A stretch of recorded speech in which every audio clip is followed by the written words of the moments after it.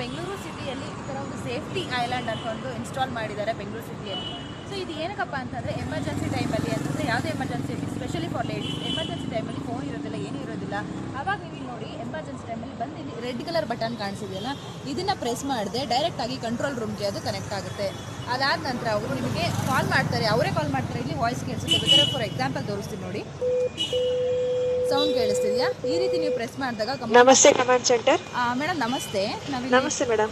Police ಅವರು ಮಾತಾಡ್ತಿರೋದು. So ಕಾಣಿಸ್ತಿದೆ. Okay madam. ಸೊ ಇದು ಯಾವ ಥರ ಇನ್ಫಾರ್ಮೇಷನ್ ಅಲ್ಲಿ ಸ್ವಲ್ಪ ಜನರಿಗೆ ತಿಳಿಸೋಕ್ಕೆ ನಾವು ಒಂದು ಟ್ರಯಲ್ ನೋಡಿದ್ವಿ ಮೇಡಮ್. ಮೇಡಮ್ ನೀವೀಗ ಯಾರಿಗೆ ಮೀನ್ಸ್ ಹೊಯ್ಸಳದವ್ರಿಗೆ ಎಷ್ಟೊತ್ತಿಗೆ ಬರ್ತಾರೆ ಅಥವಾ ಟೈಮಿಂಗ್ಸ್ ಏನು, ಯಾವ ಥರ ಇವ್ರು ಸೇಫ್ ಆಗ್ತಾರೆ ಅಂತ ಸ್ವಲ್ಪ ಮಾಹಿತಿ ಕೊಡಿ ಮೇಡಮ್. ಮೇಡಮ್ ಅಲ್ಲಿ ಏನಾದರೂ ಇನ್ಸಿಡೆಂಟ್ ಆದರೆ ಯಾರು ಬೇಕಾದ್ರೂ ಬಂದು ಪ್ರೆಸ್ ಮಾಡಿ ಅವ್ರು ಮಾತಾಡ್ಬೋದು. ಅದೇನೇ ಇಶ್ಯೂ ಆದ್ರೂ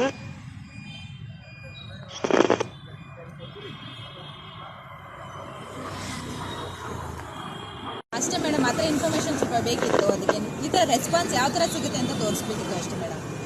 ನೀವು ಅಲ್ಲಿ ಪ್ರೆಸ್ ಮಾಡಿದ ತಕ್ಷಣ ನಮ್ಗೆ ಇಲ್ಲಿ ಕಾಲ್ ಅಲರ್ಟ್ ಬರುತ್ತೆ. ಯಾವ ಲೊಕೇಶನು, ಎಷ್ಟು ಜನ ಇದ್ದಾರೆ ಆ ಲೊಕೇಶನಲ್ಲೆಲ್ಲ ಗೊತ್ತಾಗುತ್ತೆ. ಓಕೆ ಹಾಂ, ಥ್ಯಾಂಕ್ ಯು. ಈ ರೀತಿಯಾಗಿ ಎಮರ್ಜೆನ್ಸಿಲಿ ನೀವು ಯಾವ ಥರ ಯೂಸ್ ಮಾಡ್ಕೋಬೇಕಂದ್ರೆ ತೋರಿಸ್ಕೊಡ್ತೀನಿ. Thank you.